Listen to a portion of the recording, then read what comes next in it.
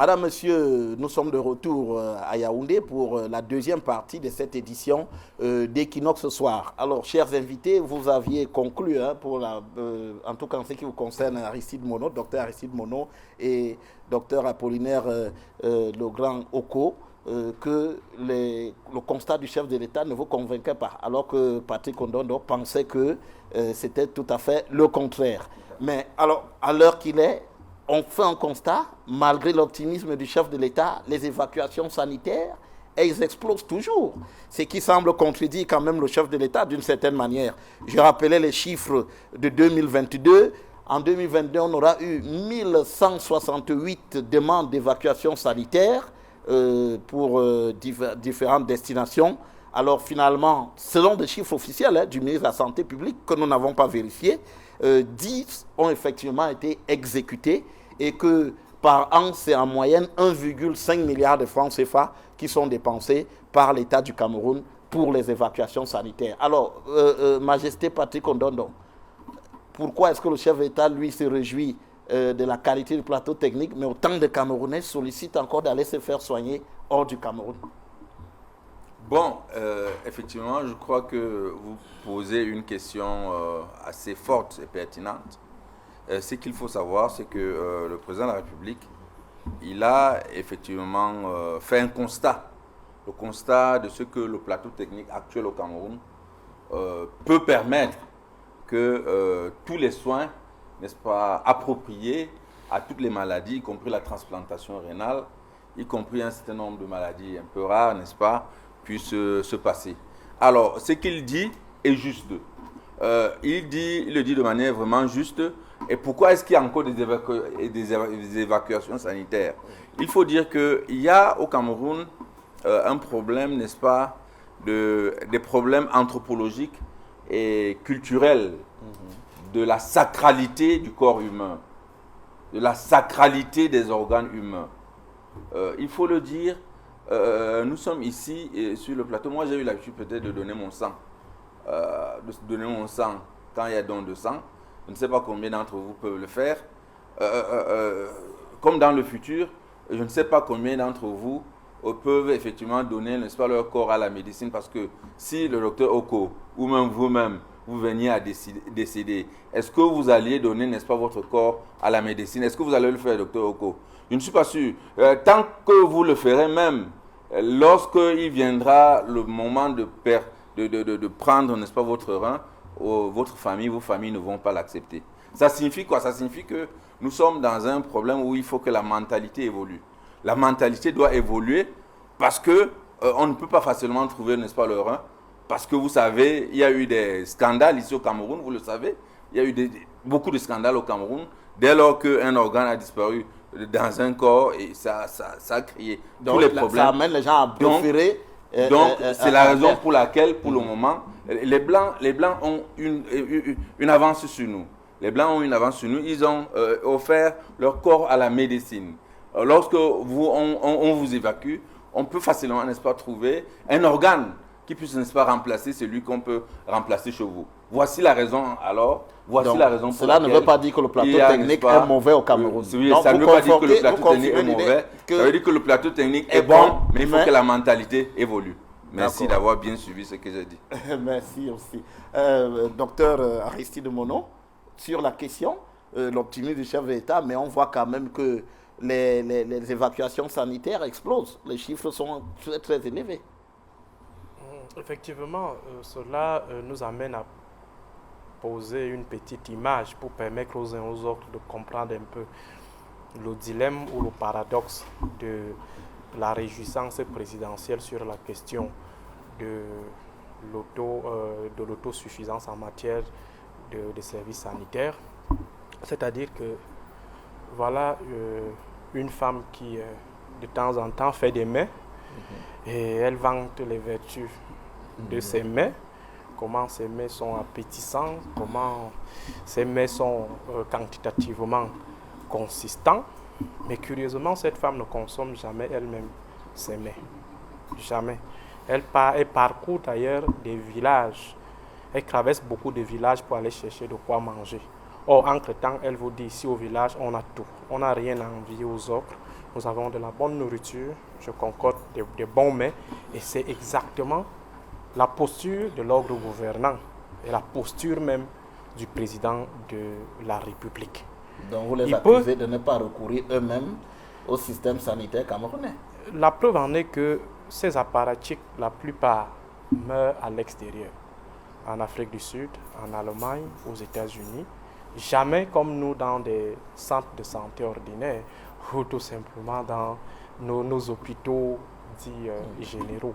Donc il y a quand même un certain paradoxe, un certain contraste qui trahit l'erreur qui se trouve dans la confiance du président ou dans la déclaration du président de la République. Et il me semble qu'on peut blaguer avec tout sauf avec sa santé. Et personne ne peut facilement accepter aller risquer sa vie dans une formation, dans un établissement qui ne lui présente pas toutes les garanties, qui ne lui offre pas toutes les garanties. Nous avons cette vraie des spécialistes, nous avons l'expertise, la ressource humaine nécessaire, mais il y a un problème de disponibilité des plateaux techniques adéquats pour que quelqu'un puisse abandonner son corps à une formation sanitaire au Cameroun. Peut-être ce sont ceux qui n'ont pas la possibilité d'aller à l'extérieur, qui sont obligés de faire confiance à notre système sanitaire, au système sanitaire local. Mais globalement, il faut dire qu'à chaque fois que ces apparatchiks ont des bobos, rapidement, ils prennent la route de l'Hexagone. Ils vont ailleurs. Or, entre-temps, quand ils arrivent ailleurs, ils trouvent des Camerounais exilés ou des Camerounais qui se sont formés, qui attendent tout simplement que le pays les appelle ou que le pays leur offre des possibilités de pouvoir travailler. Ils sont en fait pris en charge par des compatriotes. Mais curieusement, pendant pratiquement 40 ans, il n'est jamais venu à l'idée du président de capitaliser cette manne qui est en exil pour renforcer l'offre sanitaire locale. Le président de la République n'a pas su convaincre ses enfants en leur offrant des possibilités pour qu'ils viennent et pour que désormais le Cameroun devienne, par exemple, ne serait-ce qu'au niveau de l'Afrique, de la CEMAC ou de l'Afrique centrale, des 11 États, que le Cameroun reste une destination sanitaire prisée, et ce qui forcément allait faire beaucoup de sous au Cameroun, ça veut dire renforcer les bénéfices recherchés par nos structures sanitaires. Donc il faut dire que le simple fait que les uns et les autres de l'ordre dominant fassent recours aux services sanitaires étrangers trahit forcément la défaillance de ces systèmes, ou on peut peut-être dire que c'est par mauvaise foi qu'ils n'ont pas confiance à ces formations, mais toujours est-il que quelqu'un ne peut pas quand même s'imposer 6 heures de route, 7 heures de route étant dans un état critique, alors qu'il peut avoir le service minimum chez lui. Donc si à chaque fois on est obligé de porter nos mourants, nos agonisants, prendre le risque de parcourir, de traverser les mers avec eux pour aller chercher le salut sanitaire à l'extérieur, ça signifie qu'au niveau de l'intérieur, il y a un problème. Et c'est là où se trouve donc le vice du discours, le vice qui se trouve dans le discours du président de la République, dans cette déclaration spécifique du président de la République, une déclaration qui ne cadre pas vraiment avec leur comportement ou alors tout simplement à leur souscription en matière de services de santé. Il y a certains qui estiment que depuis un bon bout, le président de la République ne sort plus trop, il ne voyage plus trop et tout. Mais Dieu sait que désormais, forcément, il s'est soigné ici, mais allez donc savoir pourquoi est-ce qu'il ne part plus. Ou alors, s'il ne part plus, qu'est-ce qui se passe? Est-ce que ce sont nos services sanitaires qui prennent le président en charge ou ce sont des expatriés qui sont mobilisés, exportés de temps en temps, importés de temps en temps pour venir au chevet du président de la République? Donc, il y a un bon nombre de questions qui fusent dans notre esprit et qui convergent vers une seule conclusion, celle de la non-confiance du décideur central au service qu'il offre à sa population. Oui, d'accord.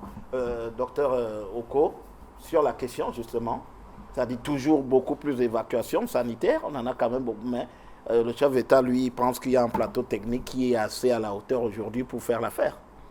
Je crois qu'il faut trancher devant ce dilemme et même devant cette contradiction. Parce que avec les deux données que vous mettez côte à côte, il faut bien choisir laquelle se rapproche de la vérité. Est-ce qu'il est vrai qu'au Cameroun, les formations sanitaires sont toutes équipées de façon à ce que nos compatriotes, dont vous avez donné à peu près le chiffre pour 2022, 1168, n'est-ce pas, ne s'empressent pas de sortir? Est-ce qu'ils n'ont pas vu, comme le président de la République en fonction, que les hôpitaux camerounais sont très bien fournis, le personnel est motivé et ils s'empressent quand même de quitter le pays? Je crois qu'il va falloir, entre la parole d'une seule personne et celle de 1168 personnes, trancher. Je suis pour l'avis des 1168 personnes qui pensent que, malheureusement, en l'état actuel du pays, les choses ne sont pas forcément bonnes. Et le dit, ce n'est pas dire que les praticiens camerounais ne sont pas à la hauteur, pas du tout. C'est de dire qu'au-delà du personnel de santé, du spécialiste, de l'infirmier, de l'aide-soignant, du technicien de surface, eh bien, il faut encore que le gouvernement accompagne ces acteurs-là en leur donnant un équipement. Parce que si vous êtes, M. Kizoko, si vous êtes chirurgien, on vous a fait dans un endroit où il n'y a pas de bloc opératoire, il n'y a pas le matériel opératoire, vous ne servez strictement à rien. Alors même que vous êtes comptabilisé dans le personnel de soins. Au moment où je vous parle, et ça c'est un exemple qui est significatif de l'heure actuelle, le CHU de Yaoundé, qui est un hôpital de première catégorie, c'est-à-dire que c'est le sommet au niveau du système de santé, ne dispose pas, n'arrive pas et ne fait pas depuis des années la radiographie standard. Le CHU, c'est vérifiable demain matin pour ceux qui veulent.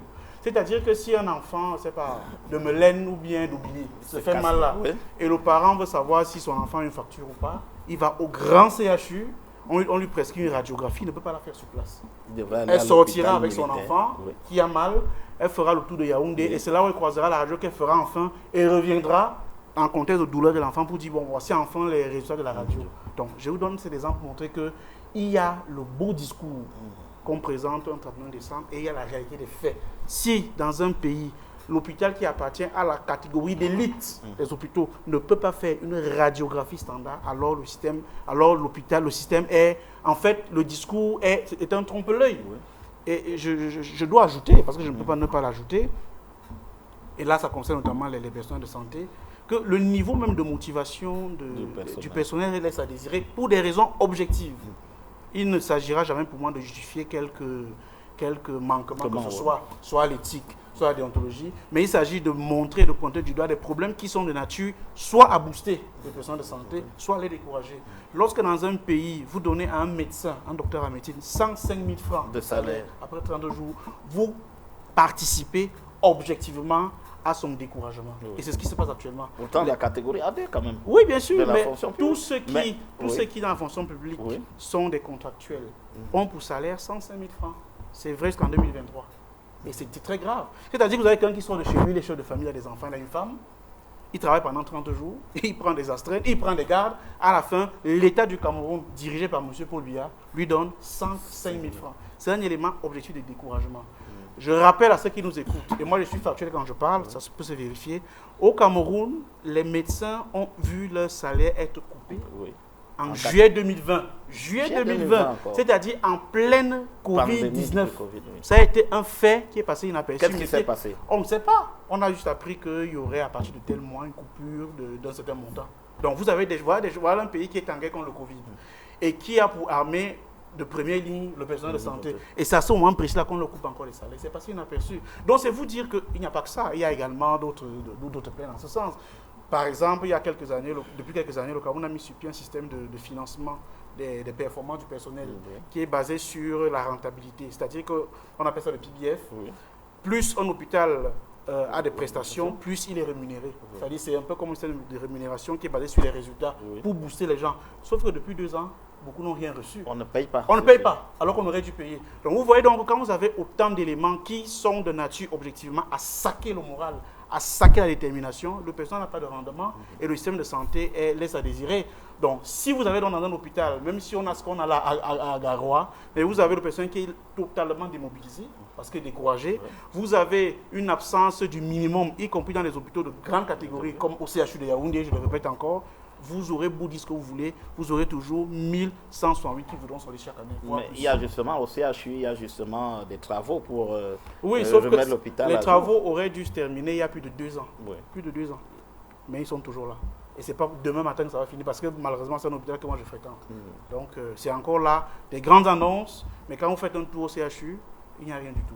Je vous dis qu'un hôpital ne fait pas de radiographie. C'est gravissime, vous savez ce que c'est qu'un hôpital. Voilà.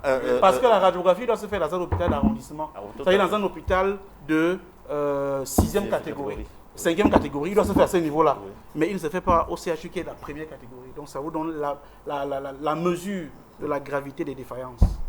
Alors, il a beaucoup mélangé beaucoup de choses, il a fait beaucoup de déclarations.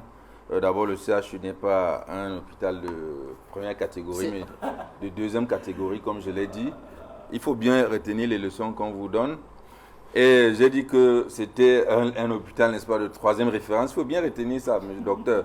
Et vous devez savoir effectivement que vous êtes docteur, vous n'êtes pas docteur en administration, n'est-ce pas, de la santé, plus sauf si vous avez peut-être été, je ne sais pas, gestionnaire d'un hôpital. Vous pouvez faire des suggestions, c'est tout à fait normal. Vous êtes dans un parti politique, c'est tout à fait normal. Je ne veux pas dire que où sont vos patients, parce qu'un docteur doit traiter les patients. C'est normal que vous puissiez faire, n'est-ce pas, des suggestions, mais on n'est pas obligé de suivre les suggestions que vous faites parce que l'hôpital au Cameroun est organisé. Et alors, qu'est-ce que vous suggérez pour améliorer les choses? Je vous ai dit tout à l'heure que vous avez, je croyais qu'on s'est bien compris, que le plateau technique est sans doute, comme le président l'a dit, mais qu'il faut effectivement que les mentalités évoluent. Les mentalités évoluent sur le plan où, je vous ai pris un exemple, bien sûr, je sais qu'aucun d'entre vous ici ne peut donner son corps à la médecine. Si l'un de vous meurt là et qu'on venait à prélever le cœur ou bien, n'est-ce pas, ou bien le rein, ça va constituer des problèmes. Donc c'est des choses que nous devons travailler au niveau du Cameroun, au niveau de l'Afrique, pour pouvoir améliorer, n'est-ce pas, notre mentalité, pour que notre médecine puisse également, à ce niveau, sur le plan culturel, être au niveau, n'est-ce pas, du plateau technique, mais quand vous écoutez, du niveau technique dans lequel nous sommes actuellement. C'est extrêmement important. Quand vous écoutez le docteur Oko, par exemple, est-ce que vous ne pensez pas qu'il faut investir davantage en ce qui concerne la santé encore au Cameroun? Oui, je crois que c'est un problème, c'est un problème quotidien. Il faut davantage investir, je suis tout à fait d'accord. Il faut davantage booster le médecin camerounais, je suis tout à fait d'accord. Mais quand le médecin est fonctionnaire, il faut que, comme tous les autres fonctionnaires, il soit traité comme tous les autres fonctionnaires. Donc il ne faut pas qu'il y ait des particularités ou des particularismes qui peuvent, n'est-ce pas, peser sur les autres corps administratifs, parce que nous faisons tous partie du corps de l'État. Donc il n'y a pas un corps que nous devons absolument privilégier. Il faut que tout le monde, n'est-ce pas, respecte la déontologie de la fonction publique, parce que nous sommes tous du même corps. Mais de manière générale, en fonction des moyens que le Cameroun a, il faut, n'est-ce pas, booster les fonctionnaires camerounais. Je crois que c'est tout à fait normal. Alors, docteur Aristide Monod, quelles sont les solutions face à cette situation-là? Quelles solutions on peut envisager aujourd'hui, au-delà de l'optimisme du chef de l'État et surtout en regardant les réalités du terrain? Déjà, Guy, Sa Majesté veut nous faire croire que la plupart de ces évacuations reposent sur une certaine quête des reins. Ça veut dire que tous cherchent des reins. Non, pas des reins. Ça peut être le cœur, ça peut être autre chose. Ok, le cœur. Donc, il cherche. Il cherche. Ça veut dire tous ces apparatchiks. Que ce qu'on peut avoir à l'extérieur, on ne peut pas toujours avoir ça. Ça veut dire tous ces apparatchiks qui ont perdu leurs âmes du côté de l'Hexagone étaient à la quête des organes humains. Ça veut dire que ce n'est que ça qui peut les amener dans un hôpital. Non, pas du tout. Okay. Mais je pense, Guy, pour être un peu plus sérieux, c'est que lorsqu'on veut résoudre un problème, je reviens sur la démarche scientifique ordinaire en sciences sociales, qui est le facto-méthodologisme. Le facto-méthodologisme voudrait qu'on reconnaisse d'abord le fait avant de penser la méthode pour apporter une solution. Ça veut dire que si on ne reconnaît pas déjà qu'il y a un problème d'offre en matière de santé au Cameroun, on ne peut pas résoudre le problème. Si on est dans l'extase surdimensionnée du président de la République, on va tout simplement s'asseoir et dire que ça va déjà mieux pour les Camerounais. Il faut donc d'abord reconnaître le fait. Le fait est que nous avons une gouvernance sanitaire assez défaillante. Le fait est que nous disposons d'une infrastructure sanitaire pas du tout conforme, qui ne répond pas normalement aux besoins des patients. Nous avons un problème du service sanitaire qui n'est pas assez attrayant, dont les causes se trouvent aujourd'hui dans cette démotivation. Docteur Oko a parlé tout à l'heure de 110 000 francs pour un docteur, 105 000 francs pour un docteur en médecine. Forcément, il ira beaucoup plus livrer ses services à des structures privées qui lui permettront d'arrondir ses fins de mois. Voilà. Entre-temps, l'État qui demande, ou le système central qui demande à ses médecins, à ses docteurs en médecine, de serrer la ceinture, de faire preuve de résilience, cet État regorge des éléments assez budgétivores, des éléments inutiles qui mangent l'argent de l'État pour rien. Il le dilapide dans des pécrus et des dons périnons. Entre-temps, on demande à ceux qui doivent gérer la vie, le souffle de vie des populations, de faire preuve de résilience et de vivre ad vitam aeternam dans des chambres à Yaoundé. Parce qu'avec 100 000 francs, vous ne pouvez pas voir cette prétention d'aller prendre un appartement. C'est le suicide. C'est pratiquement tout votre salaire qui ira dans ce sens, dans cette dépense. Donc, il faut dire aujourd'hui que le plus important, c'est de faire le diagnostic, de reconnaître le diagnostic, parce que le président de la République, forcément, il a des diagnostics. Mais comme il veut toujours faire comme s'il est bon, il faut qu'il présente une mine assez gaie, une mine du Cameroun assez gaie, pourtant au fond nous sommes dans l'abîme. Donc il faut prendre en compte ces différents diagnostics et maintenant s'entourer d'un bon nombre d'experts qui vont proposer des solutions immédiates, des solutions à court terme, à moyen et à long terme. C'est à ce moment-là qu'on aura finalement ce système sanitaire qui puisse garantir, sauver les souffles de vie des Camerounais. Mais si on reste dans des postures purement politiciennes, comme je le relevais sur un plateau hier, le président de la République est resté dans une logique de campagne éternelle. Il est éternellement en concurrence avec ses adversaires. Il veut toujours démontrer, à capter l'attention du peuple. Non, quand vous avez déjà gagné une élection, la seule chose qui vous reste à faire, c'est de garantir aux uns et aux autres les promesses présidentielles.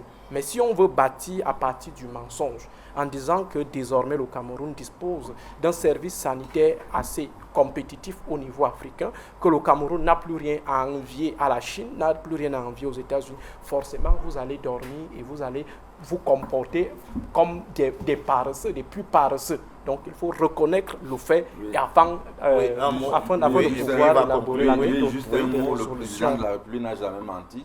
Le président de la République n'est pas en campagne.